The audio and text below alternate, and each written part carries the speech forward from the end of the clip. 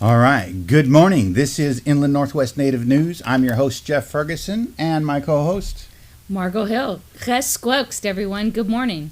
All right. How's everybody doing today? I hope things are going well for you. It's a great day to be Indigenous. If this is your first time joining us, we'd like to thank you. We'd like to say lemlemsh. We'd also like to ask you and invite you to like and subscribe so you don't miss any of our upcoming morning shows. We're doing them Monday, Wednesday, and Friday at 8 a.m. And we'll also be doing episodes. We got episode 13 coming up. We're going to be showing some footage from the Arlee powwow and working on editing that right now. So that'll be coming out here in the next few days. So be sure to check that out. To kind of give you an idea of what we've been doing here, we are covering news and events of 11 tribes of the Inland Northwest. As far west as the Colville tribe, as far east as the Blackfeet tribe, as far south as the Warm Springs and Umatilla, and up north to the Kalispel and Kootenai, with the Spokanes, Yakimas, Coeur d'Alenes, pretty much everybody in between. So yeah, be sure to check us out. We do news, events. We also, in the morning shows, are covering issues facing Indian country on a local, regional, and national level. So you want to be sure to check us out in the morning. So how's your morning going? What's going on with you? Well, thank goodness it's Friday. It's been a busy week. A lot of the Inland Northwest universities were at finals, and so students are out there. Native students are working hard to finish their papers and final presentations. I just had an amazing Tulalip tribal member, Brianna Humphreys, yesterday defend her master's in history, museum archives yesterday, and she did an amazing job. We need tribal folks as scientists, as educators, and definitely in history and preservation. So I was real excited, and Brianna was pretty amazing. All right, that's very cool. So shout out to Brianna. Good job. Keep it up. It's all about the journey. When you get into college, it's all about the journey. That kind of reminds me, I have a story I want to share. Well, it's not really a story. It's just more of an update that I saw. We'll go ahead and show this. This is the Access Scholarship available through the American Indian Graduate Center, and these guys are offering something which is kind of unusual, I thought. They are helping to pay with the LSATs and any of the testing that you have to do in order to get into graduate school. They went ahead and put together what they call an Access Scholarship to help pay for some of those testing fees, because a lot of times the testing fees can be 100, 200, 300, yeah. 400. The LSAT is the Law School Aptitude Practice Test. There's the test they score you to get into law school. And typically those aptitude tests are kind of set up in a white male, this linear thought process. So they're very challenging. They kind of work against our native brain. I personally had to take the LSAT, and it was a prep course that helped me get a decent score so I can get into law school. But it's real challenging. I mean, there's logic games and different things that, we're not used to navigating. Yeah, so having that, a little extra help. I know they got a real good chunk of change this last year, I think, from Bezos. I think they got it from Amazon. I'll have to research that. I remember hearing they got a $20 million grant or something like that. It's pretty hefty. These guys at American Indian Graduate Center have been giving money away for years and years. And if you look at the who's who in Indian country, man, that AIGC list of alumni is just amazing. And then they're also funding undergraduates, which is really cool, not just graduates anymore. So that being said. So Jeff, before we turn to the next story, I just want to offer to our subscribers, I'd be happy to do a college scholarship writing workshop. If in the future, if you'd like to record and something that our readers can share with their college students, how to apply for college scholarships. We have a lot of skills and activities in Indian country we don't give ourselves credit for. A lot of our young people are working at the Longhouse. They're drying meat. They're doing things to support their community. It doesn't look like the typical American Boy Scout kind of activities, but they are excellent for applying for college scholarships. So I'd be happy to do that for our listeners. That's a great idea. I know that a lot of times it can be, when you're looking at getting funding through Indian country, when you start looking at, most people that I talk to, they say, oh, my tribe can pay for some of that, or my tribe will pay for sometimes all of that. but not always. Sometimes the tribes can help out with just a little bit. Sometimes they can just do, some tribes it's just books. Yeah. And that's it. So, it's expensive. And a lot of our tribes actually require us to apply for at least 2 scholarships.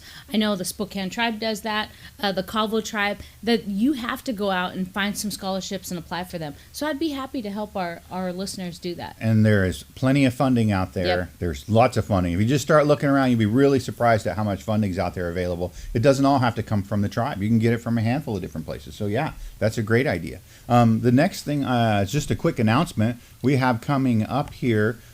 It's the you're invited. This is I'll leave links to all this stuff in the description below. This is the Elder Plus One. It's a brunch coming up on January 17th at the Spokane Tribe Casino. So it's an elders brunch coming up. And that kind of, one of the things that's real concerning, and we're going to have to keep an eye on this. I'll be sure to post the link in the Facebook page, and then I'll post it in the comment section below. But we're going to keep an eye on this because there's so many places locked down. I know this is set out a few weeks. It's January 17th, but we'll have to see. Keep an eye on that, see if they're going to keep it going. But that's a great idea. We can get the elders out and get them together. I always like that they include the plus one. So it's not just the elders. They can bring somebody along with them. I always thought that was kind of great. So, yeah, moving right along. We have something pretty exciting here. I was pretty, so back in the day, I'm not going to say how far back in the day, but Margo here has a friend from a long time ago. A long time ago. Yeah, I'm just kidding. Not that long ago. Anyhow, her name is Fawn Sharp, and Fawn Sharp got this. This is her here. She's a member of the Quinault tribe. So, gotta catch up to where we're at. Fawn Sharp is a member of the Quinault tribe, and Margo used to go to Bible camp over on the coast at Hump Tulips. Of all places. Yeah, we went to American Indian Bible Camp, and we were just a bunch of little scrappy Indian kids from the reservation. And who would know that she would grow up to be president of the Quinault Indian Nation?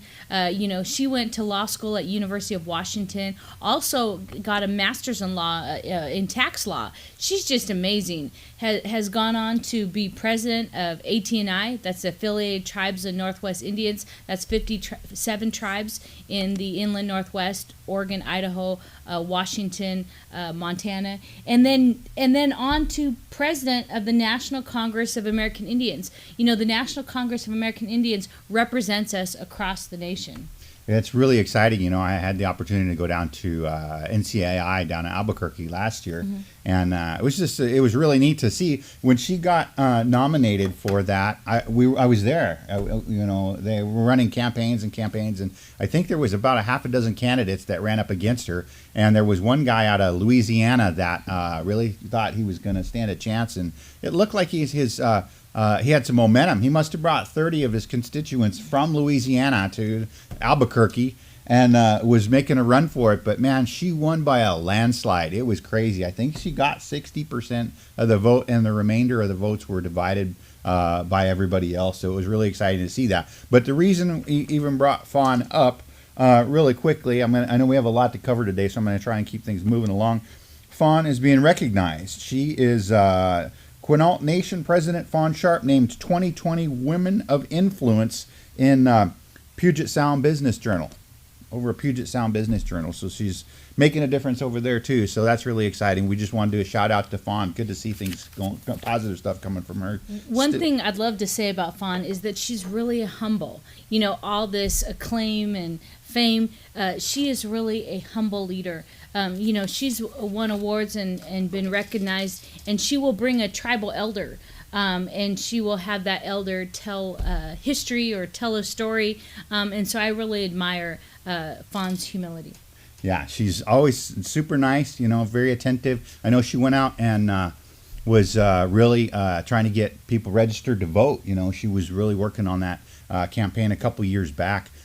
Before it's just been really exciting to watch all the different things that she's done, and she is very humble, so it's good to see that. So moving right along, we have an announcement from the Camas Center up on the Kalispel res. In December, the clinic up there is going to be changing their hours to holiday hours. They're going to be going Monday through Thursday, 8 a.m. to 5 p.m.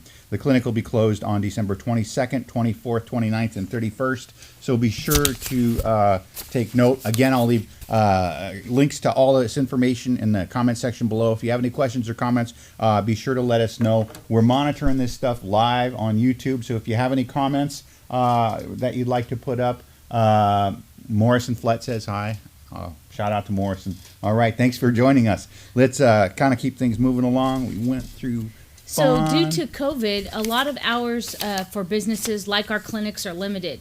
So before you get on the road, just give a quick call. You know, Jeff, we have some snow coming in over the weekend. And so we just want to pay attention to, you know, where we're headed, make a plan, keep our folks safe out there, because the COVID has really strained and put stresses on a number of our infrastructure, and it's challenging. So we're hoping, you know, we appreciate our tribal road crews. They are out there. You know, our reservation roads are graded better than a lot of the county roads across Indian country. You know, we have roads crews, folks that are just doing a great job to keep us safe.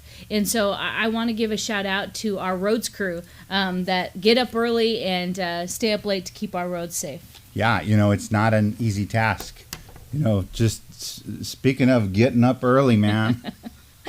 He's a night owl. I am a night owl, and I had just a really long night last night. I made the mistake. I used to, back in the day, I used to take ginkgo. And, you know, it's supposed to help you with your memory and that kind of thing. And I had taken a few here and there. And, man, I took one little ginkgo yesterday morning before the show, or before we got up and got going yesterday. And I was thinking, oh, I'll be fine. And then I could not go to sleep.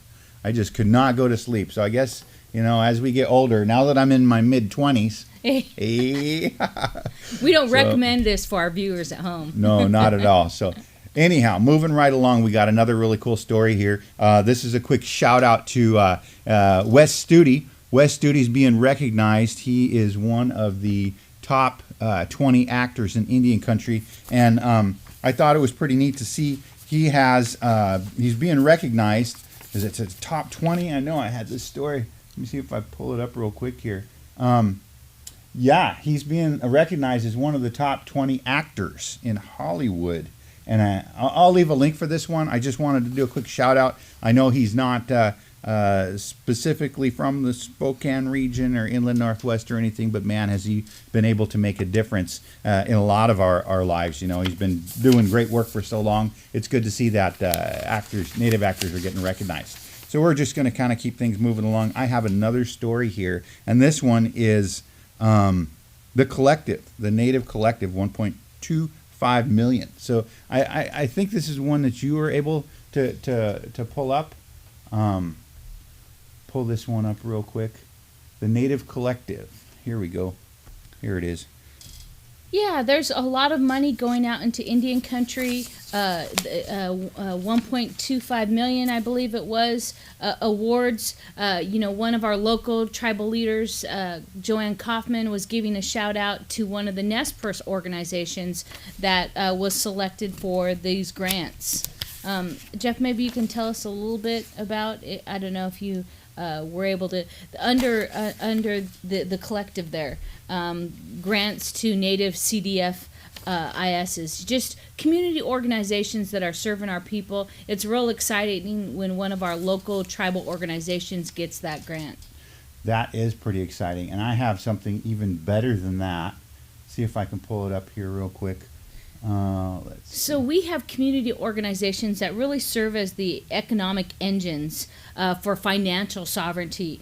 And throughout Indian country, during these COVID times, we are depending on some of these organizations to really power our local tribal businesses, our communities, and we appreciate them. You know, a lot of businesses in mainstream America come from individual businesses and entrepreneurs. So we want to give a shout out to all those Indian entrepreneurs that are working hard. Business managing businesses is relatively new, and so for Indian country to do so well, we're always really proud of that. Yeah, so we got a quick video here, or just a real short one. I thought this was pretty neat that they did this, so I wanted to share it with you. see if I can get this going. All right.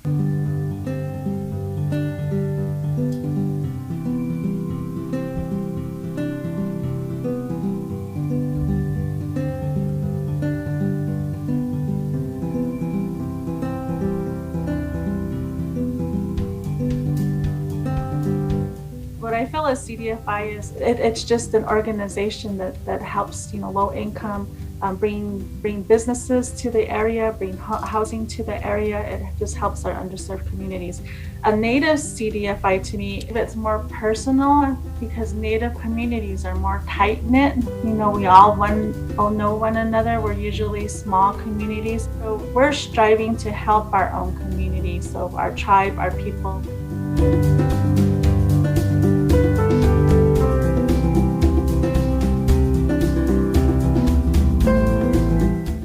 We developed the small business emergency loan. So we've still done probably, about 1.3 million since January.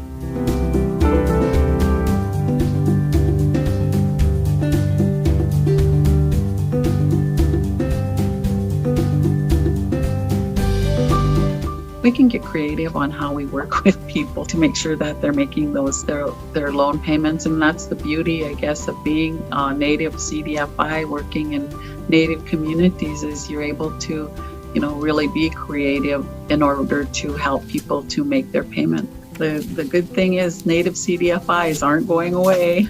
In fact, we're growing and getting more and more. Because I do have a vision, and this is my livelihood. I'm not going anywhere. This is my home, my reservation. So I want good things to happen, and I think our organization is capable of that. All right, so that was kind of a cool little video. I just want to share that. Sometimes we get these cool little videos. That was really positive. They talk about the loans that they're making available for people in Indian country, and they're based out of Montana. So I thought that was really interesting. One of the things I think is exciting, I say it's a great day to be Indigenous, because when I started looking for this stuff, man, it's just, I can go, there's just not even enough time in a show. We got half an hour, 45 minutes or so to cover all this stuff, and there's just so much that I can go into. We could do this show 5 days a week and go for an hour every day. No. There's so much exciting stuff in Indian country. So hey now. And I always have to cut them off a little bit, like, hey Jeff, we're trying to keep this at 30, 45 minutes. Folks got things to do, kids are getting up, and so we're trying to get as much packed into our show as we can. We're covering, local topics, programs at our local tribes, entertainment events. We're trying to cover things that interest you. If there's something that interests you, email us, send us a note. We want to hear from you. If you put your comments on something that's really cool, we're going to be doing some more interviews of tribal elders, of little people. We're working, last year we traveled throughout Indian country. Well, the last 5 years we've been traveling throughout Indian country, attending conferences. And whenever we have the opportunity, we reach out, and when we find interesting characters in Indian country, we sit down and talk to them. So we're going to be showing those in our upcoming episodes. Yeah, so there's so much out there. It's so different. Back in the day when we were growing up, we just, we struggled for information. If it was literally through the grapevine. And, I don't want to date myself or anything, but I remember back in the day on the res, there were people that had party lines, where your neighbors and everybody on your road shared the same telephone. And in the party lines, you could pick up and listen to what other people what their conversations were about. Did you guys have party lines? Oh, yeah. Yeah, we shared a party line with my great-grandma and then my great-uncle. And, you didn't want to get on the phone when great-grandma was talking. All right. You didn't want to know everybody's beeswax? Well, maybe you did, but, All right. Well, we're going to keep things moving right along. We have a story here. This one's out of Indian country today. Again, we'll leave the links to all these stories in the comment section below. And I thought this was a great one. This one is, are the Twin Cities listening to statue protests? And if you look closely, this is a land back. the land back movement. We talked a little bit about that earlier, and they're just getting more and more momentum. But this story was based on events that happened over Thanksgiving, and so I'm going to show a couple of the images. But this movement is gone. We here in Spokane, we have had, well, we had the Lincoln statue, the Lincoln statue, and I don't know. Did you hear anything on Facebook, or did you think did it cause some stir? Did people make any comments that you saw about that? Oh yeah, some of my cousins from the surrounding reservations, they definitely posted. There were pictures of red paint had been splattered on Lincoln, and we've talked a little bit about it in previous episodes, so we won't go too far into that. But as we have more social justice, more social equity across the country, these statues that honor folks that committed genocide, they're seen in a different light. As you said before, Jeff, the conquerors sometimes write history, and now we know the true story behind some of these individuals, and so it's coming to light, and people are taking action. So this story is specifically about Michael A. Forsha, I think that's how it's pronounced. But this is when the Columbus statue toppled in St. Paul, and they actually had charged this guy. It was, I'll read this just directly off of here. Michael A. Forsha, Bad River Band of Lake Superior, Chippewa, faced felony charges after he knocked over a statue of Christopher Columbus in front of the state capitol in St. Paul, Minnesota.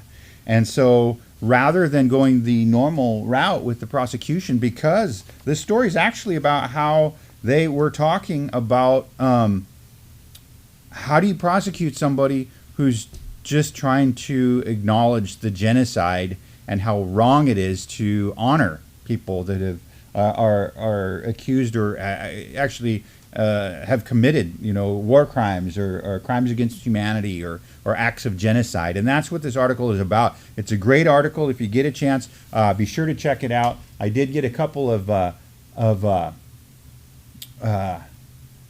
let's see if I can get this. I did get a couple of photos up here for you. So there's this one, and there's this one here.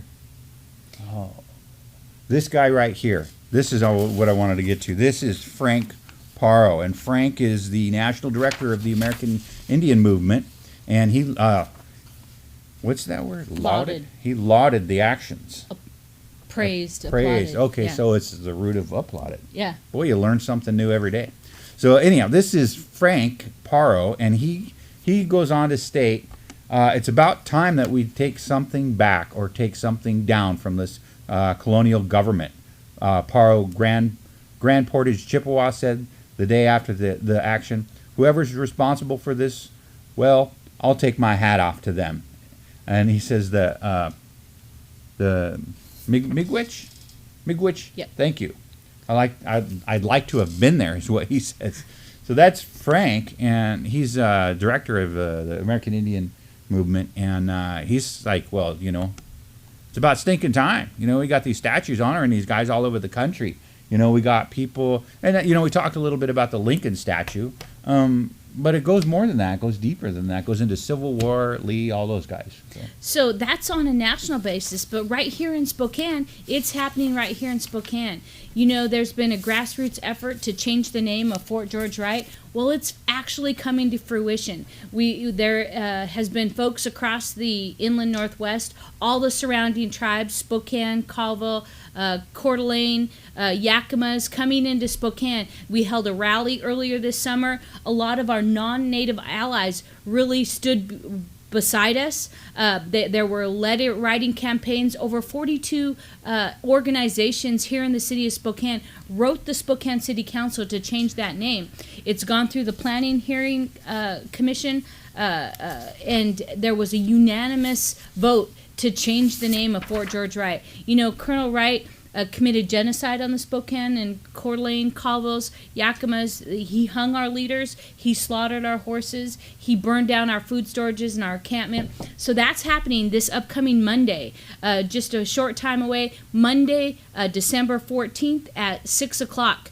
Please sign in. If you register between 5 and 6, you can provide testimony to the Spokane City Council.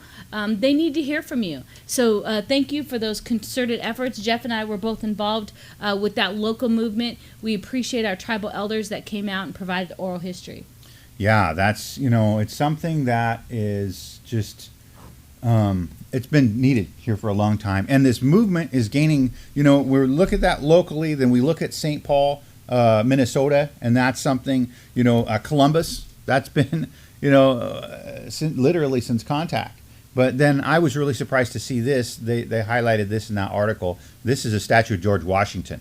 And this one was toppled. George Washington statue in Minneapolis Park has paint on its face after activists struck on Thanksgiving morning.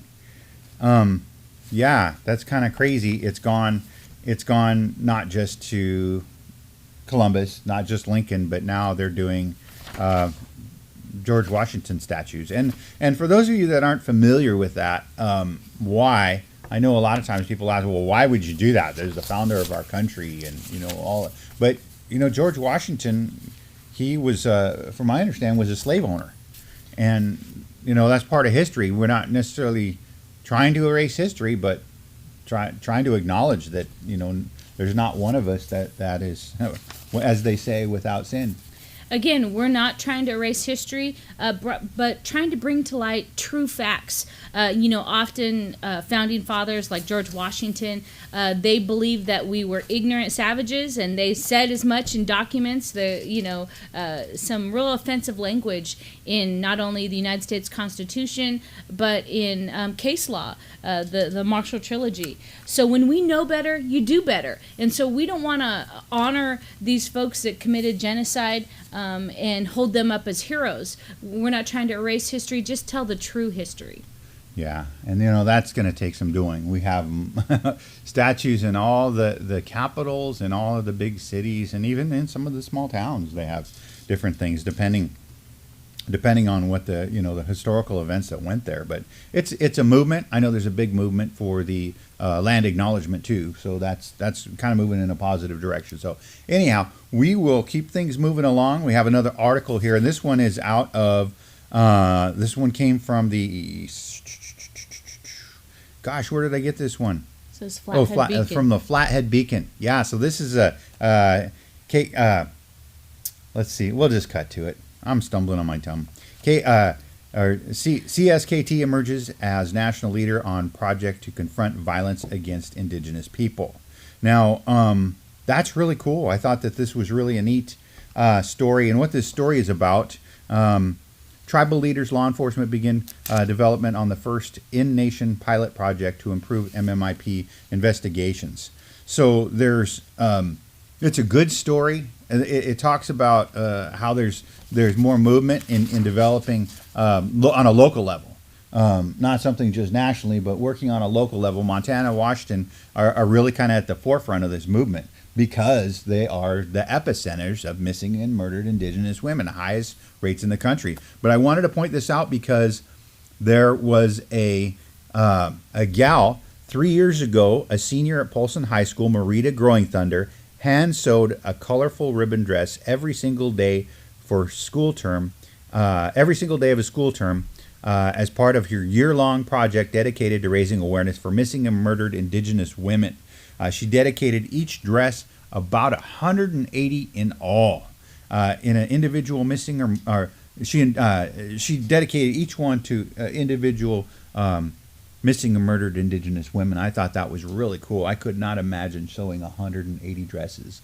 That's a lot of work, and that's a lot of time. So kudos, definitely kudos. Yeah, last year I had the opportunity to be on Flathead Lake for a climate change camp, and I was at the cultural center for the Salish Kootenai, and outside, in their garden, they had pictures posted of Indigenous women that had gone missing. we do everything we can to bring awareness to this issue. It's finally in the last year that we've been able to bring awareness. Women wear their red skirts. We take to the streets. We write these stories. And for this young Growing Thunder gal to make this part of her senior project is pretty amazing. We have to take to the streets sometimes, and here's one young person making a difference. That's really cool. I want to show this real quick again here and point this out. This is this is December 6th, 2020 is when this article was published in the Flathead Beacon, and I just want to point this out. This is really this hits home, and it's really, for me, this is what this show is all about. We're doing this because here we are 3 years ago, as a senior. They're talking about this gal. We should have had national headlines on this gal doing that. And that's what this show is about, being able to give voices to the tribal members and the indigenous people of the Inland Northwest. This is something great. Holy cow, if you watch the just everything, the Today Show, CNN, if you watch any of these things all day long, they have these little feel-good stories, and they're nothing. 180 dresses, man. I couldn't imagine doing that every day, to have that kind of commitment, dedication to this. That took a tremendous heart. That's what it took, was a tremendous heart to be able to do that. So kudos, and as they say on the coast, I raise my hands to Marita Growing Thunder. If we had more seniors like her, could you imagine where we would be? But I am a cynic. I'm a cynic, and it's not that I was born that way, but more and more I hear these great stories of our youth coming along, and it's really inspiring. It was the handful of kids that got, and they're not, I shouldn't say kids, young adults that got Standing Rock going, and that moved the world. So it's my hands up. Very, very cool. A couple shout outs. I wanted to give a shout out to Lee Brejou. She received the 2020 Lifetime Achievement Award from the Nimipu. Lee is just amazing. I knew her and her husband back in the day. My mom was friends with them. And Lee received this Lifetime Achievement Award. And to have recognition of our tribal elders, she, of course, lived on the Colville Indian Reservation and is now back at home on the Nez Perce Reservation. So shout out to Lee Brejou. Yeah. That was pretty cool. They did a quick write-up on her. I just want to read this real quickly. Born on November 11th, 1944, recently celebrated her 76th birthday, was born Cecilia Edith Rosario to her parents, Pete and Edith. Is it Edith or Edith? Edith. She was born in Seattle. Her 3 older siblings were adopted by her mother. She is the eldest of 11 siblings, with 7 surviving. Holy cow, that's a big family. That's great. So during her summers while growing up, she spent time with her grandmother, Toatoy, Elizabeth Toatoy Samuels, Arrow Junction, and great-grandmother Granny Carey in Lapway. They were her role models and her first experience in gathering the traditional foods. She remembers her granny as being a strong, quiet woman, but when she spoke, everyone would listen, and we look back and, that's the way it used to be. And if we could get back to that, I think there'd be just a whole lot more understanding. I mentioned earlier, I am a bit of a cynic. We have so much media out there that goes unchecked, that's just posted. And, we try to be as truthful and stick to as much truth as we can. And some kind of interesting numbers that we found. It was really kind of motivating factor for me, and it was really close to this, and I think I got this. We did this research. So we started researching. I started putting together research to do a monthly television show called Inland Northwest Native News. It's been about 5 years ago now. Wow, I came up with this idea to do a monthly show of highlighting each of the tribes in this region, 11 tribes, and then do a 12th show every year at the end of the year as a best of. And I wrote a grant a really big grant to do this. Anyhow, in that research, we had went and surveyed all the media outlets within 11 tribes of the inland Northwest. That was the Colvilles, Yakimas, Coeur d'Alenes, Kootenays of Idaho, Umatilla, Warm Springs, Spokane, all these guys, everybody in the inland Northwest. And we found from 11 tribes, we found 53 news outlets. Within those 53 news outlets, we found 4 people that were working in the news sector that had any post-secondary education. And we just conducted these surveys at random. We called up and asked, hey, who's writing for you? Who are doing this? Of those 4 people, we found 1 person with a degree in journalism. So 53 news outlets, those were websites, they were blogs, they were tribal newspapers, they were radio shows, and at the time there was 1 little television show going. And out of 53, 4 people had any post-secondary education, and 1 person had a degree in journalism. And it's not that people, clearly there's a need. Clearly there's people want to get their stories out there. But when you only have 1 person that has a degree in journalism, about 10 years ago, we had lost 30,000 journalists nationwide. And the thing about journalism, my undergraduate degree is in communications. And what they teach us all the time is check your sources, check your sources, check your sources. And everything that we wrote or we were required to write, we had to have at least quotes from 2 different sources.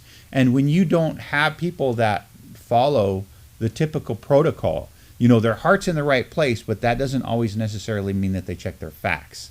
And so here at Inland Northwest Native News, we try to check the facts as best we can, and we try to, because the sources a lot of times are very limited, we run stories that we think are interesting. We try to look as far into them and provide good quality content for you. So you don't have to rely on speculation. You don't have to rely on rumors. We use organizations like Indian Country Today. We use the different tribal newspapers, and we just look around and try to find out the stuff that's relevant. Again, on a local, regional, national level. So that's a kind of a big deal for us. Yeah. Did we get a chance to put the picture up of Lee Brajou? We did. We did. Okay. Mm-hmm. All right. I wanted to give one more shout out before we end today. I wanted to give a shout out to Tyler Bingham. He's from the Ute people, and he is a professional bull rider. Indian Country, we are the home of extreme sports. We have the OMAC Stampede and Suicide Race. We have Indian Horse Relay. Folks, think we're a little bit crazy, but we're kind of wild inside. That's kind of our indigenous, native, a little bit, the S word, people don't like to say, but we kind of got a little bit of wild streak. But I want to give a shout out to Tyler Bingham. He's currently in ICU, being as comfortable as he can. He broke 3 to 5 ribs on his left side, 3 to 4 ribs on the right side, broke his sternum and left clavicle, hematoma under his sternum. His lungs are bruised and his heart is bruised, but he's out there. He's a professional, bull rider, and we like to watch our folks with those extreme sports. So just a shout out to him. Hopefully he's healing and doing well. Indian Country, we love our extreme sports. Yeah, we do. And just a quick reminder, we've got footage from the last Walla Walla relays that we're going to be running. And that'll be coming up, I think, episode 14 or 15. So it's a couple out, but we definitely have footage there. And we actually got footage from OMAC. We got to go back. We got to go backstage at the OMAC Stampede and the Suicide Racers and interview some of the suicide racers and the organizers there. So that's pretty exciting. So I would just say thanks to Pete Palmer, who gave us back stage passes. Oh, yeah. And so we interviewed some of the jockeys and talked to some of the horse trainers. So that's future episodes. Like and subscribe. We have a lot of really cool stories coming up. All right.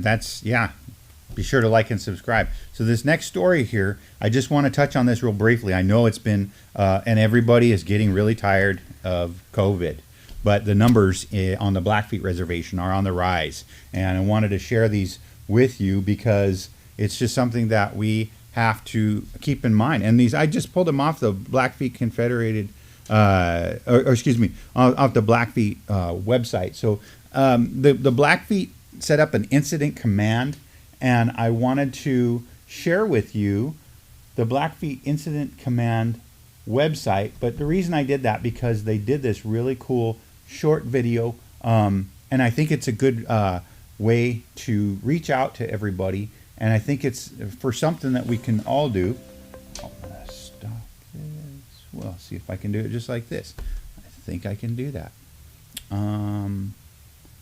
We're getting used to our new technology. Jeff just got a switcher board so we can bring you news and events. So we're kind of learning technology as we go. So we appreciate your patience. We try to make it interesting and visually stimulating. Darn it, I keep losing it. So there's a lot of activities in Indian country. There we go. Hello, I said. Hello, my name is Plume. I want to share how you can protect yourself and others from catching COVID. You can wash your hands with soap and water for at least 20 seconds. You can even sing happy birthday while you do it.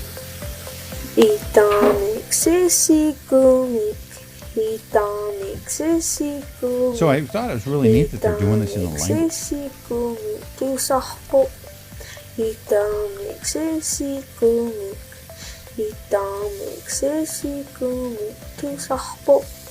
If you don't have soap and water, you can use hand sanitizer. Well, at least has 60% alcohol in it. This is a really good way to get the community engaged. When Keep you're your out hands shooting clean stuff like this. and try not to touch your face during the day. Another way to protect others is wearing your mask correctly. Make sure your mask is covering your nose and your mouth. You can spread COVID-19 if you don't even feel sick. But a mask, it can protect you and others. Keeping your distance is important. Even if you're wearing a mask, you should at least be 6 feet apart.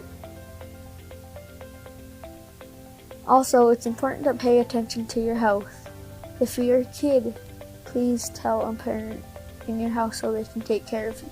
If you're an adult and you feel sick, go to the CDC website or go to the blackfeetnation.com. If you follow these rules, you can protect family, friends, and everybody in the community.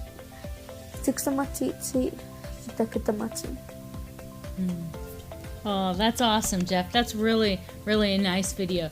You know, bringing our message by our people and in our language. That's a powerful, powerful video. Thanks for sharing that. Well, as you know, we had gone out and shot some PSAs. As I mentioned, I didn't mean to try to talk over them, but I was getting excited. It's cool to see kids when they get involved like that. And especially when you are out shooting, we did public service announcements on the Yakima, Colville, and Spokane reservation, and we incorporated Native youth who scripted and shot and acted in the public service announcement videos that we did based on tribal traffic safety. And when you're out there shooting, it gets the whole community involved because people are like, what are they doing over there? And they come over and they talk to you, and then when you're looking for the youth, you have to put the word out. You do a casting call and people are calling out, hey, what are you guys doing? So it creates this kind of buzz, and people are like, it's pretty exciting when you go out and do that. So for them to do that out on the Blackfeet res, I thought was pretty cool. So I just wanted to share that, you know, in light of all the COVID things that are going on out there, for them to step up and put something together. They have an incident command center. I'm going to leave the link to the incident, the Blackfeet Incident Command Center for COVID in the description below, but I thought that was pretty exciting. So I think that's about all I have for today. Yeah, we just want to give a shout out to our healthcare workers.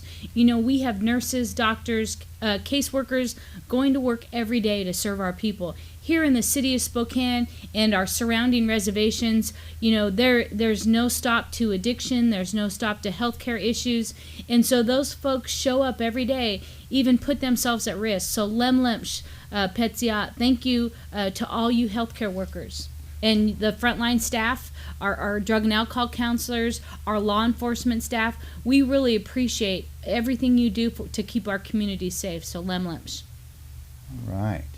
And that being said, thank you once again for joining us. Be sure to like and subscribe. We're here Monday, Wednesday, and Friday at 8 a.m. And we'll also be having some nice feature episodes coming up aside from all the live streams. So thank you once again. And everybody, be sure to have a safe and healthy and nice weekend.